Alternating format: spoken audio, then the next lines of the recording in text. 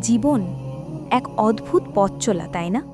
হাসি, আনন্দ, সাফল্য এগুলো আমরা সবার সামনে তুলে ধরি, কিন্তু কিছু অনুভূতি আছে যা আমরা বুকের গভীরে লুকিয়ে রাখি। এমন কিছু কষ্ট, কিছু বেদনা যা কাউকে বোঝানো যায় না, হয়তো বোঝাতে চাইও না। দিনের শেষে যখন সব কোলাহল থেমে যায়, রাতের নিস্তব্ধতায় যখন আমরা একা হয়ে যাই, তখন এই লুকানো অনুভূতিগুলো যেন আরও স্পষ্ট হয়ে ওঠে। চোখের কোণে জমা হয় না বলা গল্পের করুণতা। দীর্ঘশ্বাসগুলো ভারী হয়ে ওঠে। আমরা ভাবি, কেউ কি বোঝে আমার এই কষ্টটা? কেউ কি জানে আমার এই নীরব যুদ্ধটা? এই পৃথিবীতে হয়তো কেউই আপনার ভেতরের সব অনুভূতি পুরোপুরি বুঝতে পারবে না।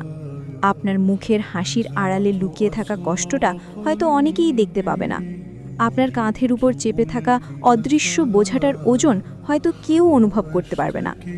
কিন্তু একজন আছেন যিনি আপনার সব কিছু জানেন। তিনি হচ্ছেন আরশের মালিক আল্লাহ সুবহানাহু ওয়া তাআলা। হ্যাঁ, তিনি একমাত্র সত্তা যার থেকে আপনার কোনো অনুভূতিই গোপন নয়। আপনি যে ব্যথাটা লুকিয়ে রেখেছেন, যে কষ্টটা নীরবে বহন করছেন, আল্লাহ তা দেখেন। আপনি যা কাউকে দেখাতে চান না, যা কেউ দেখতে পায় না, আল্লাহ তা দেখেন। আপনি যা কাউকে বলতে পারেন না, যা আপনার গলার কাছে এসে আটকে যায়, আল্লাহ তা শোনেন। তিনি আপনাকে আপনার নিজের থেকেও গভীরভাবে বোঝেন। আপনার মনের কোন কোণে কী চলছে আপনি নিজেও হয়তো তা সম্পূর্ণ জানেন না, কিন্তু আল্লাহ তাআলা তা জানেন। আর সবচেয়ে বড় কথা কি জানেন? তিনি শুধু জানেনই না, তিনি হচ্ছেন আর রহমান আর রাহিম, পরম করুণাময়, অসীম দয়ালু। সুতরাং কখনোই হতাশ হবেন না, কখনোই আল্লাহ রহমত থেকে নিরাশ হবেন না। আপনার ভেতরের সব অনুভূতি, সব দুর্বলতা, সব চাওয়া পাওয়া তার কাছে খুলে বলুন। তিনি আপনার দোয়া শুনেন, আপনার ফরিয়াদ কবুল করেন।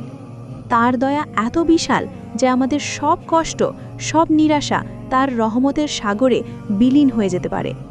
শুধু তার উপর ভরসা রাখুন, দেখবেন আপনার জীবনের পথ চলা আবার আলোকিত হয়ে উঠবে, ইনশাআল্লাহ। নিশ্চয়ই আল্লাহ রহমত থেকে নিরাশ হয়েও না। সূরা ইউসুফ আয়াত ৮৭।